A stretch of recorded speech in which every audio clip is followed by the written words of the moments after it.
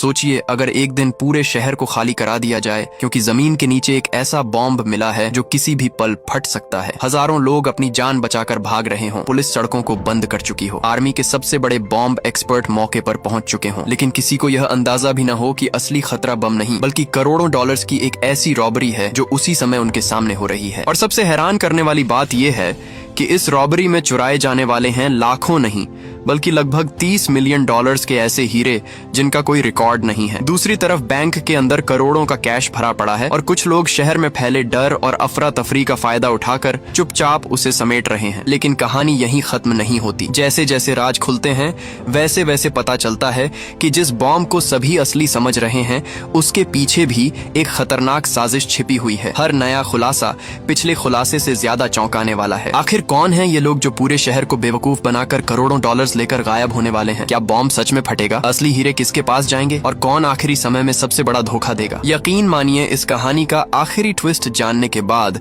आप कुछ सेकंड तक स्क्रीन से नजर नहीं हटा पाएंगे। कहानी की शुरुआत में कुछ मजदूर एक कंस्ट्रक्शन साइट पर खुदाई का काम कर रहे होते हैं। तभी अचानक उनकी मशीन जमीन के नीचे दबे हुए एक बहुत बड़े बॉम्ब से टकरा जाती है। ये देखकर सभी लोग घबरा जाते हैं। सबसे डराने वाली बात ये थी कि ये बम किसी भी समय फट सकता था और उसके धमाके से आसपास का पूरा इलाका तबाह हो सकता था। इंसिडेंट साइट से ली गई तस्वीरें तुरंत आर्मी के बॉम्ब डिफ्यूजल करने वाले एक्सपर्ट ट्रांटर को भेजी जाती हैं। जैसे ही ट्रांटर उन तस्वीरों को देखते हैं वह हालात की गंभीरता समझ जाता है। बिना समय गंवाए वह अपने साथियों को आदेश देते हैं कि 800 मीटर के दायरे में सुरक्षा घेरा बनाया जाए और साथ ही आसपास रहने वाले सभी लोगों को तुरंत वहां से निकाला जाए। अलग अलग डिपार्टमेंट्स के अच्छे तालमेल की वजह से पूरा इलाका बहुत जल्दी बंद कर दिया जाता है। पुलिस सड़कों पर तैनात हो जाती है और लोगों को सुरक्षित स्थानों पर भेजा जाने लगता है। कुछ ही समय में पूरा क्षेत्र लगभग खाली हो जाता है। लेकिन इसी बीच एक अपार्टमेंट की एक खास जगह पर कुछ ऐसा हो रहा होता है जो बाकी हालात से बिल्कुल अलग था। उस कमरे की खिड़कियां और दरवाजे पूरी तरह बंद थे। पर्दे भी कसकर लगाए गए थे ताकि अंदर क्या चल रहा है ये किसी को दिखाई ना दे सके। कमरे के अंदर मौजूद कुछ ताकतवर आदमी आर्मी के ऑर्डर्स को पूरी तरह नजरअंदाज कर रहे होते हैं, जबकि बाकी सभी लोग अपनी जान बचाने के लिए वहां से जा रहे होते हैं। लेकिन ये लोग अपनी जगह छोड़ने के लिए बिल्कुल तैयार नहीं दिखाई देते। ऐसा लगता है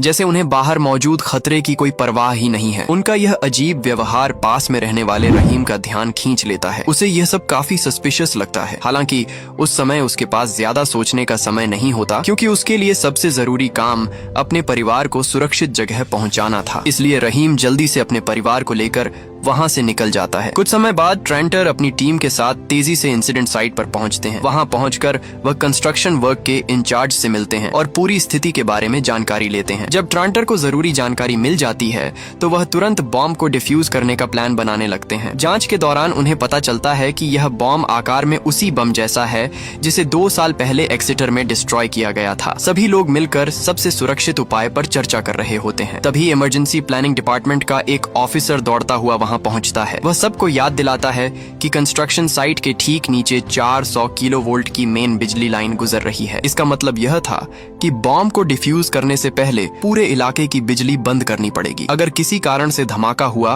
और बिजली की लाइनें नष्ट हो गईं, तो उसके बाद कई दूसरी दुर्घटनाएं भी हो सकती थीं, जिनसे भारी नुकसान होने के चांस थे। इसके बाद रोबोट ऑपरेटर सावधानी से बॉम्ब डीएक्टिवेटेड करने वाले रोबोट को आगे बढ़ाता है। कैमरे से आने वाली तस्वीरों को देखकर ट्रांटर नोटिस करते हैं कि बॉम्ब का मेन हिस्सा जमीन के काफी अंदर दबा हुआ है। इसके अलावा उसके आसपास का पूरा एरिया गंदे पानी से भरा हुआ था। स्थिति को देखते हुए ट्रांटर समझ जाते हैं कि बॉम्ब तक सुरक्षित तरीके से पहुंचने से पहले सारा जमा हुआ पानी निकालना जरूरी है। इसलिए उनके आदेश पर सैनिक बहुत सावधानी से एक सक्शन पाइप उस पानी में नीचे उतारते हैं ताकि वहां जमा पानी को बाहर निकाला जा सके। पानी निकालने का काम पूरा होने के बाद बॉम्ब को डिफ्यूज करने का काम शुरू हो जाता है। इसी समय पूरे इलाके की बिजली भी बंद कर दी जाती है। आसपास की सभी सड़कें खाली करा दी जाती हैं और हर चौराहे पर पुलिस तैनात कर दी जाती है ताकि कोई भी व्यक्ति या वाहन रिस्ट्रिक्टेड एरिया में एंटर ना कर सके। लेकिन दूसरी तरफ वही 4 आदमी जिनका व्यवहार पहले से ही सस्पिशियस था अब अपने प्लान पर काम शुरू कर देते हैं। वे सभी सुरक्षा वाले कपड़े पहनते हैं और तेजी से अपार्टमेंट की बेसमेंट की तरफ उतर जाते हैं। वहाँ उन्होंने पहले से ही अपने काम के लिए जरूरी सभी इक्विपमेंट छिपा कर रखे हुए थे। इस बेसमेंट की एक दीवार के ठीक दूसरी तरफ बैंक का वॉल्ट मौजूद था। अब उनकी असली योजना साफ हो चुकी थी। वे बॉम्ब की वजह से बने इस हंगामे का फायदा उठाकर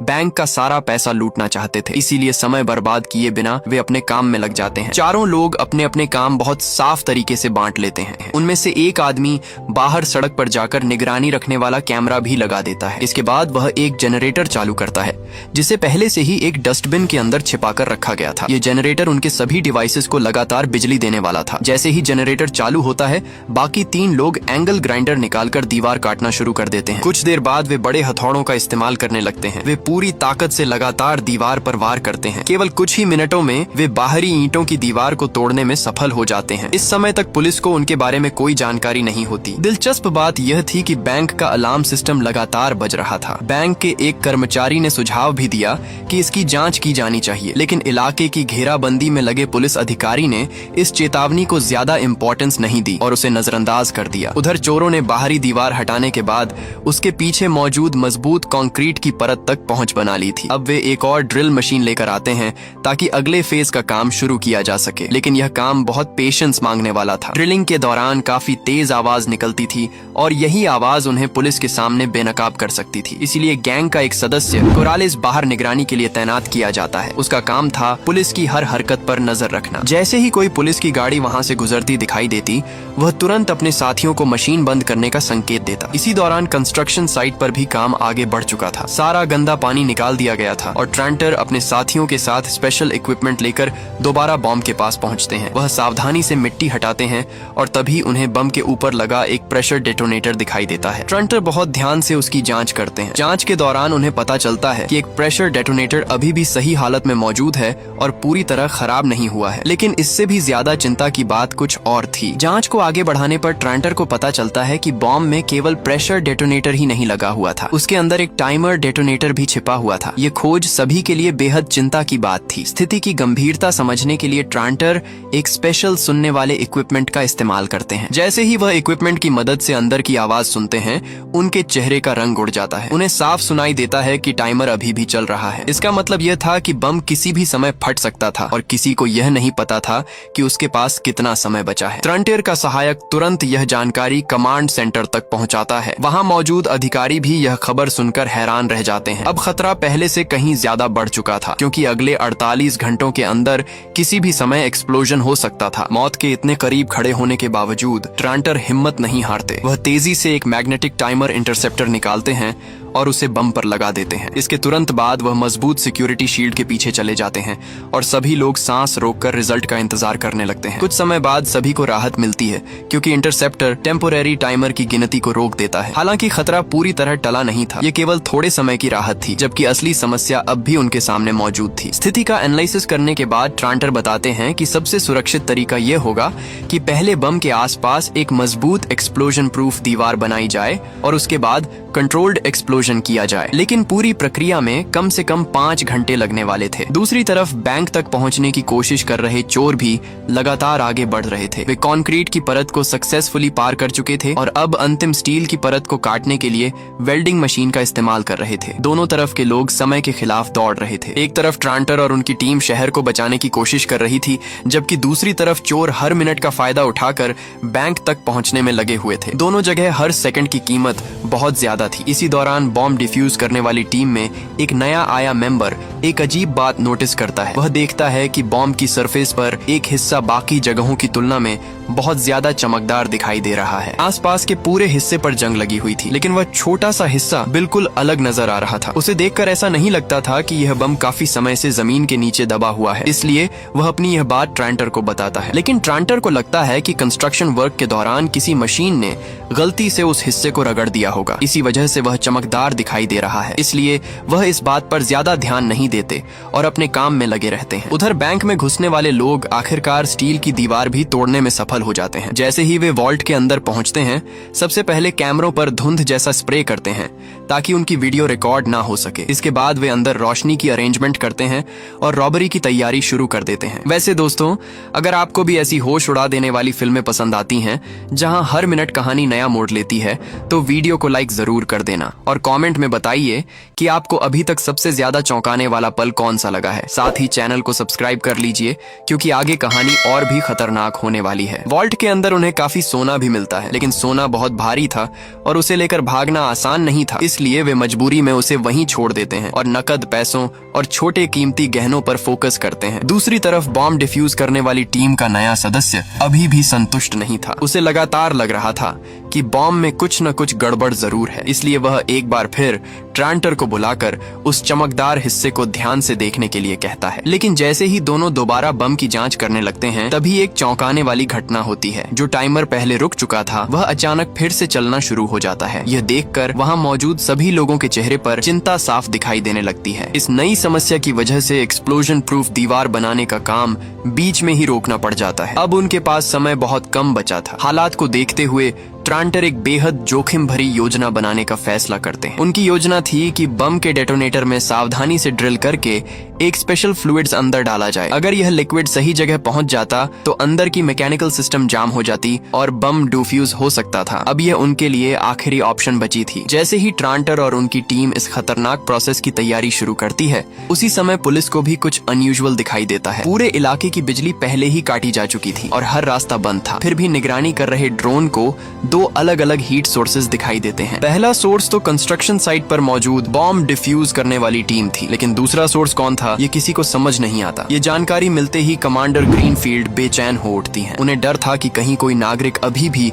रिस्ट्रिक्टेड एरिया के अंदर फंसा न हो। अगर ऐसे समय में विस्फोट हो जाता तो बड़ी संख्या में लोगों की जान जा सकती थी, इसलिए वह तुरंत बॉम्ब डिफ्यूज करने की प्रक्रिया को रोकने का आदेश देती है। उधर बैंक के अंदर मौजूद चारों चोर पूरी तेजी से काम कर रहे थे। वे एक एक करके सभी सिक्योरिटी लॉकर्स खोल रहे थे और उनमें मौजूद कीमती सामान अपने बैग में भर रहे थे। उनके चेहरे पर साफ दिखाई दे रहा था कि वे इस मौके का पूरा फायदा उठाना चाहते थे। इसी दौरान कोरालिस भी अंदर पहुंच जाता है। वह सीधे वॉल्ट के एक कोने में रखी एक खास अलमारी की तरफ बढ़ता है। बाकी लोगों से अलग उसका ध्यान किसी विशेष चीज पर पड़ता है। वह सावधानी से अलमारी खोलता है और उसके अंदर रखा एक ऑब्जेक्ट निकालकर अपने पास रख लेता है। गैंग का लीडर यह सब देखता है लेकिन हैरान नहीं होता। वह केवल इशारा करके कोरालिस को वह सामान बाकी लूट के साथ रखने के लिए कहता है। कुछ समय बाद कमांडर ग्रीनफील्ड द्वारा भेजे गए पुलिस अधिकारी अपार्टमेंट की तरफ पहुंच जाते हैं। कोरालिस बाहर से यह सब देख लेता है। जैसे ही उसे पता चलता है कि पुलिस इमारत की तलाशी लेने वाली है, वह तुरंत अपने साथियों को चेतावनी देता है। वह सभी को जल्दी काम खत्म करके निकलने के लिए कहता है, लेकिन तभी एक अनएक्सपेक्टेड घटना हो जाती है। इमारत से बाहर निकलते समय कोरालिस की मुलाकात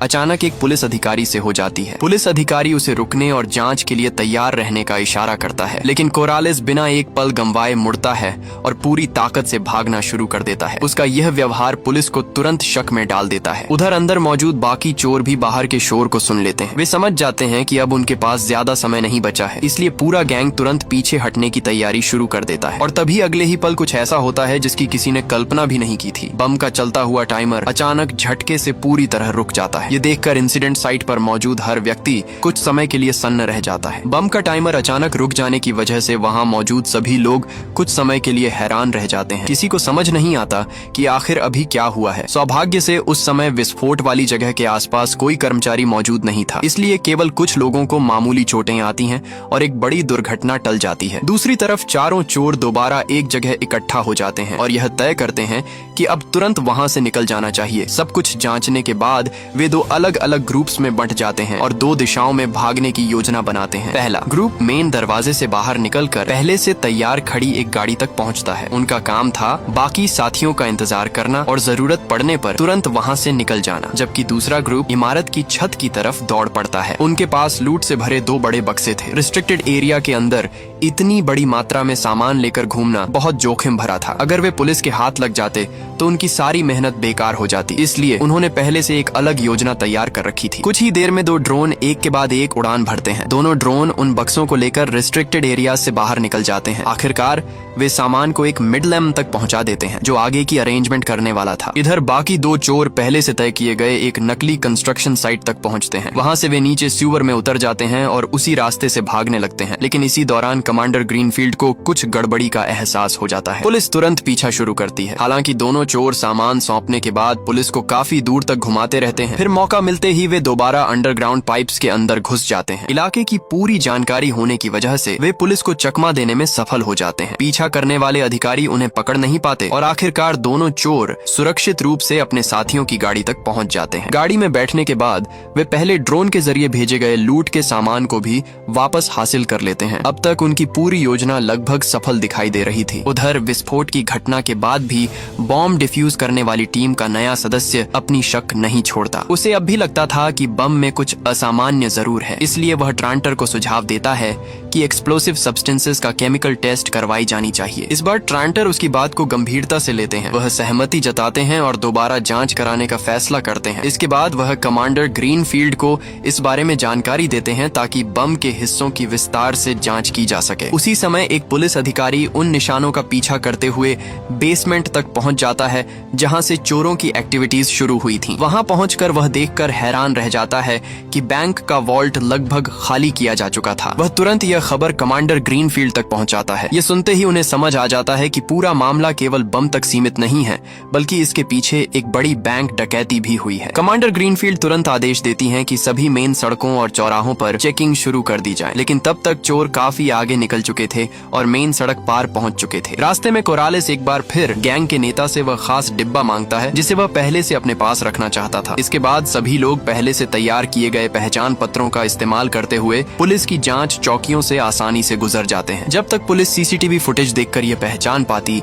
कि यह लोग वाटर डिपार्टमेंट के कर्मचारियों का भेष बनाकर घूम रहे थे, तब तक वे काफी दूर निकल चुके होते हैं। वे एक पुल के नीचे रुकते हैं और तेजी से अपनी गाड़ी की नंबर प्लेट बदल देते हैं। इसके बाद वे गाड़ी पर बने वाटर डिपार्टमेंट के निशान को भी पानी से साफ कर देते हैं। सारी पहचान मिटाने के बाद वे तेज रफ्तार से हाईवे की तरफ निकल जाते हैं और पुलिस की पहुंच से पूरी तरह बाहर हो जाते हैं। दूसरी तरफ रॉबरी वाली जगह की शुरुआती जांच पूरी होने के बाद कमांडर ग्रीनफील्ड अपने अधिकारियों को आदेश देती हैं कि अपार्टमेंट में रहने वाले सभी लोगों की जानकारी निकाली जाए। खास तौर पर वह रहीम और उसके परिवार के बारे में पूरी जानकारी मंगवाती हैं। उसी समय रहीम और उसका परिवार पुलिस से बात करने की कोशिश कर रहे होते हैं। वे बताते हैं कि अगली सुबह उनकी एक फ्लाइट है और उन्हें अपना सामान लेने के लिए अपार्टमेंट के अंदर जाना जरूरी है। अब जबकि विस्फोट का खतरा खत्म हो चुका है, इसलिए वे अंदर जाने की अनुमति मांगते हैं। जब पुलिस अधिकारी को पता चलता है कि रहीम उसी इमारत के एक फ्लैट में रहता है, तो वह तुरंत उन्हें अपने साथ चलने के लिए कहता है। दूसरी तरफ कहानी फिर से ट्रांटर की ओर मुड़ती है। यह पूरी घटना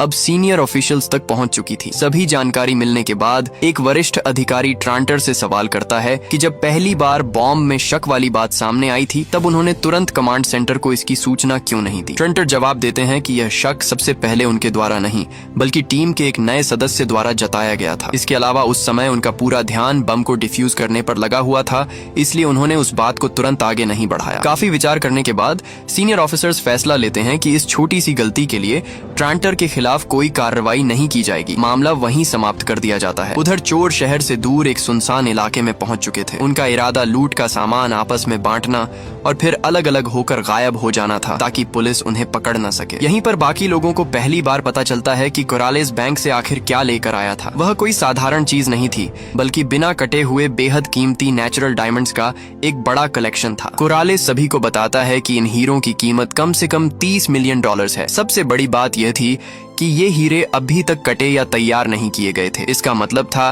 कि इन्हें बाद में आसानी से बेचा जा सकता था और इनका पता लगाना लगभग नामुमकिन हो जाता। इसके बाद कोरालेस बाहर जाकर एक फोन कॉल करता है। वह किसी ऐसे व्यक्ति से संपर्क कर रहा था जो इन हीरों को बेचने और सबूत मिटाने में मदद कर सके, लेकिन उसे नहीं पता था कि अगले ही पल सब कुछ बदलने वाला है। अचानक कुछ अजनबी लोग उस घर में घुस आते हैं। चोर उनका मुकाबला करने की पूरी कोशिश करते हैं, लेकिन वे संख्या और ताकत दोनों में कमजोर पड़ जाते हैं। कुछ ही मिनटों में सभी को काबू कर लिया जाता है और एक अंधेरे कमरे में बंद कर दिया जाता है। अब साफ हो जाता है कि यह पहले से रचा गया जाल था। किसी ने इन चोरों की जानकारी दूसरे गैंग तक पहुंचा दी थी। सबसे चौंकाने वाली बात यह थी कि जानकारी देने वाला कोई और नहीं बल्कि कोरालेस खुद था। असल में इस नए गैंग का लीडर वही व्यक्ति था जिससे कोराल्स ने पहले सीक्रेटली संपर्क किया था। दूसरी तरफ पुलिस जांच में यह भी सामने आता है कि बेसमेंट की चाबियों की जिम्मेदारी रहीम के पास थी। इसीलिए पुलिस रहीम और उसके पूरे परिवार परिवार को बयान दर्ज कराने के लिए ले जाती है। रहीम का परिवार माइग्रेंट था, उसके माता पिता इंग्लिश नहीं बोल पाते थे,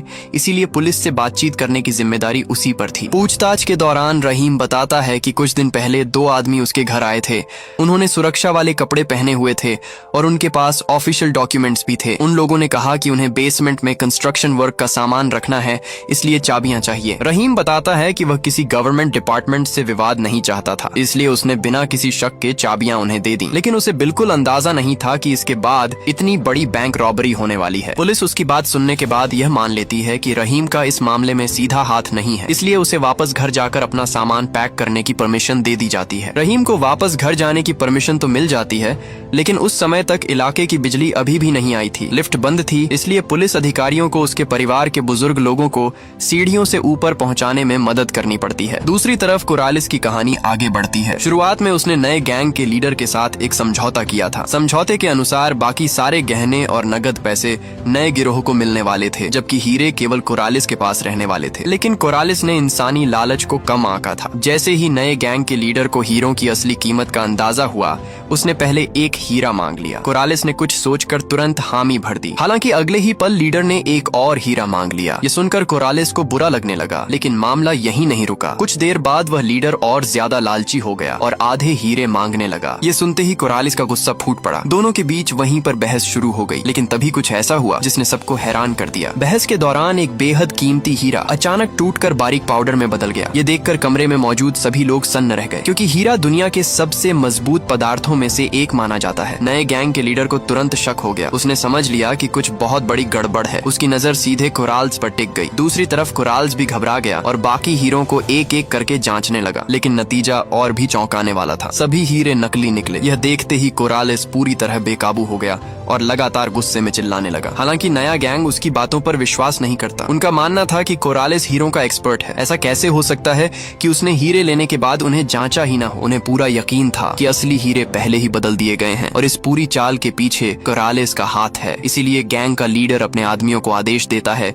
कि कोरालिस को पकड़कर मेज पर दबा दिया जाए। उसके बाद भी कोरालिस बार बार यही कहता रहता है कि उसे कुछ नहीं पता, लेकिन कोई उसकी बात मानने को तैयार नहीं था। यहाँ तक कि जब उसकी लेफ्ट रिस्ट तोड़ दी जाती है, तब भी वह असली हीरो का पता नहीं बताता। इसके बाद उसकी दूसरी रिस्ट को भी चोट पहुंचाई जाती है, लेकिन फिर भी कोरालिस कुछ नहीं बोलता। ये देखकर गैंग का लीडर और ज्यादा क्यूरियस हो जाता है। वह फैसला करता है कि कोरालिस को एक अलग जगह ले जाकर उससे सच्चाई निकलवाई जाएगी। इसलिए उसके आदमी कोरालिस को गाड़ी की डिक्की में डाल देते हैं और पूरा गैंग वहाँ से निकल पड़ता है। दूसरी तरफ बॉम्ब डिफ्यूज करने वाले एक्सपर्ट और ट्रांटर अपने साथियों के साथ एक सफल कैंपेन के बाद जश्न मना रहे होते हैं। वह अपने साथियों के साथ ड्रिंक करता है और फिर घर जाने के लिए निकल पड़ते हैं, लेकिन उनके चेहरे पर एक अजीब सी बेचैनी साफ दिखाई दे रही थी, जैसे उन्हें किसी बात की चिंता हो। कुछ ही समय बाद ट्रांटर को उनके सीनियर ऑफिसर का फोन आता है। फोन पर उन्हें बताया जाता है कि बम के आसपास से लिए गए मिट्टी के सैंपल्स की जांच पूरी हो चुकी है। रिपोर्ट सुनते ही ट्रांटर का चेहरा बदल जाता है, क्योंकि जांच में पता चलता है कि शहर के बीचों बीच मिला हुआ बम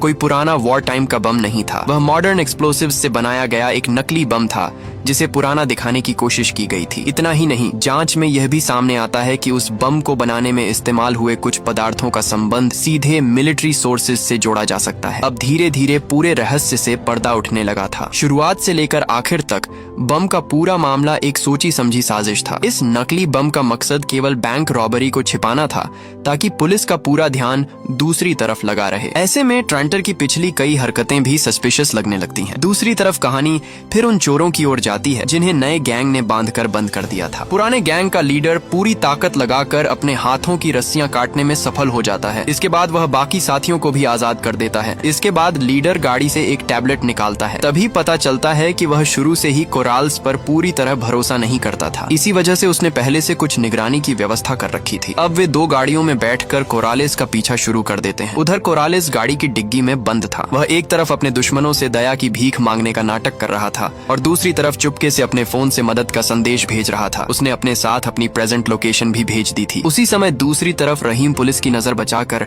अपार्टमेंट की छत पर पहुंच जाता है। वहां पहुंचकर वह एक गमले के अंदर छिपा हुआ कागज का बैग निकालता है। वह उस बैग को सावधानी से अपने कपड़ों के अंदर छिपा लेता है। यहीं पर एक बड़ा खुलासा होता है। असली हीरो को बदलने वाला व्यक्ति कोरालिस था और उसने यह काम पहले से रहीम के साथ मिलकर किया था। ड्रोन की मरम्मत के दौरान मिले मौके का फायदा उठाकर दोनों ने असली हीरों की जगह नकली हीरे रख दिए थे। इसके बाद रहीम असली हीरे निकालता है और उन्हें एक सूटकेस के हैंडल के अंदर बहुत सावधानी से छिपा देता है। वह ग्लू की मदद से उन्हें मजबूती से चिपका देता है ताकि किसी को उन पर शक न हो। इसके बाद पूरा परिवार अपनी फ्लाइट पकड़ता है और सक्सेसफुली देश छोड़ देता है। ऊपर से देखने पर ऐसा लगता है कि उनकी योजना पूरी तरह सफल हो गई है, लेकिन पुलिस अभी भी जांच में लगी हुई थी। गहराई से जांच करने पर उन्हें पता चलता है कि करालिस का कई साल पहले हीरों की चोरी और स्मगलिंग से संबंध रहा है। उसके खिलाफ पुराने आपराधिक रिकॉर्ड भी मौजूद थे। पुलिस तुरंत सर्वेलेंस कैमरास की फुटेज जांचती है और श्योर हो जाती है कि करालिस असल में रॉबरी करने वाले गैंग का हिस्सा था। दूसरी तरफ बॉम्ब डिफ्यूज करने वाली टीम का नया सदस्य भी अपनी शंका छोड़ने को तैयार नहीं था। उसे बार बार टाइमर का चालू होना और फिर रुक जाना बेहद अजीब लग रहा था, इसलिए उसने टेस्ट वाले इक्विपमेंट को अलग करके उसकी गहराई से जांच की। जांच के दौरान उसे एक चौंकाने वाली बात पता चलती है। किसी ने उस इक्विपमेंट के साथ छेड़छाड़ की थी और वह व्यक्ति कोई और नहीं बल्कि ट्रांटर था, वही व्यक्ति जिसने बार बार उसे सीनियर ऑफिशियल्स को रिपोर्ट करने से रोका था। ये सच्चाई सामने आते ही नया सदस्य तुरंत कमांडर ग्रीनफील्ड को सारी जानकारी देता है। उधर रॉबरी करने वाले पुराने साथी भी आखिरकार कोरालिस तक पहुंच जाते हैं। वे अपनी 2 गाड़ियों से दुश्मनों की गाड़ी को दोनों तरफ से घेर लेते हैं और जबरदस्ती उसे रोक देते हैं। अंदर बैठे लोग पूरी तरह तैयार नहीं थे, इसलिए उन्हें संभलने का मौका भी नहीं मिलता। सबसे बड़ी समस्या यह होती है कि उनके पास मौजूद इकलौती बंदूक भी तुरंत छीन ली जाती है। उसी समय गाड़ी की डिग्गी में बंद कोरालिस को बाहर से 3 गोलियों की आवाज सुनाई देती है। ये आवाज सुनकर उसे लगता है कि शायद उसके पुराने साथी उसे बचाने के लिए आ गए हैं। लेकिन जब डिग्गी खुलती है और वह बाहर मौजूद लोगों को देखता है तो उसका चेहरा डर से सफेद पड़ जाता है। उसके सामने उसके पुराने साथी खड़े होते हैं और उनके चेहरे पर गुस्सा साफ दिखाई दे रहा होता है। गैंग का लीडर अपने आदमियों को आदेश देता है कि कोरालिस को बाहर घसीट कर लाया जाए। वह उसे अपनी सफाई देने का कोई मौका नहीं देता। इसके बाद वह कोरालिस के सिर पर एक प्लास्टिक का बैग कस कर चढ़ा देता है। धीरे धीरे कोरालिस की सांस रुकने लगती है। वह मौत के बेहद करीब पहुंच जाता है, लेकिन ठीक उसी समय कोई उसकी जान बचाने के लिए वहां पहुंच जाता है। वह व्यक्ति ट्रांटर होता है। यहीं पर एक और बड़ा रहस्य सामने आता है। असल में इस पूरी बैंक डकैती के पीछे ट्रांटर ही अंदर का आदमी था। बम से जुड़े डिवाइसेस में जो बदलाव किए गए थे और टाइमर को जब चाहे चालू या बंद किया जा सकता था, ये सब उसी की योजना का हिस्सा था। दूसरी तरफ पुलिस भी कोरालिस की पहचान पूरी तरह पता कर चुकी थी, इसलिए तुरंत एयरपोर्ट्स को सूचना भेजी जाती है ताकि उसे भागने से पहले रोका जा सके। उसी समय बॉम्ब डीएक्टिवेट करने वाली टीम का नया सदस्य पुलिस स्टेशन पहुंचता है। उसके पास अभी कोई पक्का सबूत नहीं होता, इसलिए वह केवल अपने डाउट्स अधिकारियों के सामने रखता है। लेकिन तभी उसकी नजर रहीम की तस्वीर पर पड़ती है। तस्वीर देखते ही वह उसे पहचान लेता है। रहीम पहले अफगानिस्तान में ट्रांटर के साथ ट्रांसलेटर के रूप में काम कर चुका था। इतना ही नहीं, ट्रांटर ही वह व्यक्ति था जिसने रहीम और उसके पूरे परिवार को इस देश में बसने में मदद की थी। यह जानकारी सामने आने के बाद पुलिस को समझ आने लगता है कि मामला कितना गहरा है। उधर कोरालिस और ट्रांटर अब अलग अलग रास्तों से भाग रहे होते हैं। कोरालिस पहले से बुक किए गए एक होटल में पहुंचता है। वहां वह अपने कपड़े बदलता है और फिर बिल्कुल सामान्य पैसेंजर की तरह एयरपोर्ट की तरफ बढ़ जाता है। हालांकि बहुत से लोग उसकी तलाश कर रहे होते हैं, लेकिन वह अपने तय किए गए गेट की तरफ नहीं जाता। इसके बजाय वह एक सुनसान काउंटर पर पहुंचता है और एक दूसरा पासपोर्ट दिखाकर सक्सेसफुली अपनी यात्रा का प्रोसेस पूरी कर लेता है। दूसरी तरफ ट्रांटर एक हवाई अड्डे पर पहुंच चुका होता है। वहां से वह एक निजी विमान में बैठता है और देश छोड़कर दूर निकल जाता है। जब पुलिस की टीम ट्रांटर के घर पहुंचती है तब तक वहां कोई नहीं होता। पूरा घर खाली पड़ा होता है। हालांकि वहां मिले कुछ इक्विपमेंट और एक नोटबुक ये साबित करने के लिए काफी थे कि नकली बम की पूरी योजना का असली मास्टरमाइंड ट्रांटर ही था। कुछ समय बाद ट्रांटर, कोरालिस और रहीम तीनों टर्की के एक रेस्टोरेंट में मिलते हैं। यहीं से उनके पास्ट की कहानी सामने आती है। ट्रांटर, कोरालिस और रहीम के बीच का रिश्ता आज का नहीं था। उनकी कहानी लगभग 9 या 10 साल पहले शुरू हुई थी। उस समय कोरालिस हीरों की चोरी करते हुए पकड़ा गया था और उसे सिक्योरिटी फोर्सेस की निगरानी में ले जाया जा रहा था। उसी इलाके में ट्रांटर एक मिलिट्री मिशंस पर तैनात था, जबकि रहीम उसके साथ ट्रांसलेटर के रूप में काम कर रहा था। एक दिन पेट्रोलिंग के दौरान वे आतंकवादियों के हमले में फंस जाते हैं। हमले से बचने की कोशिश में ट्रांटर और रहीम गलती से एक प्रेशर माइन के ऊपर पहुंच जाते हैं। अगर वे वहां से हिलते तो तुरंत एक्सप्लोजन हो सकता था। उसी समय कोरालिस को ले जा रहा काफिला भी वहां से गुजर रहा होता है, लेकिन दुर्भाग्य से काफिले की सबसे आगे वाली गाड़ी एक एक्सप्लोजन का शिकार हो जाती है और वहीं नष्ट हो जाती है। इसके बाद दोनों तरफ से भयंकर गोलीबारी शुरू हो जाती है। इस अफरा तफरी का फायदा उठाकर कोरालिस भागने की कोशिश करता है, लेकिन उसकी मुलाकात ट्रांटर से हो जाती है। उसके पीछे दुश्मन लगे हुए थे और नीचे माइन दबी हुई थी। ऐसे में बचने का एक ही रास्ता था, उसे ट्रांटर के निर्देशों का पालन करते हुए माइन को डीएक्टिवेट करना था। मजबूरी में तीनों एक टेम्पोरेरी टीम बना लेते हैं। रहीम दुश्मनों पर गोलीबारी करके उन्हें रोकने की कोशिश करता है। वहीं कोरालेस ट्रांटर के इंस्ट्रक्शंस का पालन करते हुए धीरे धीरे माइन को इनएक्टिव करने में लग जाता है। काफी संघर्ष के बाद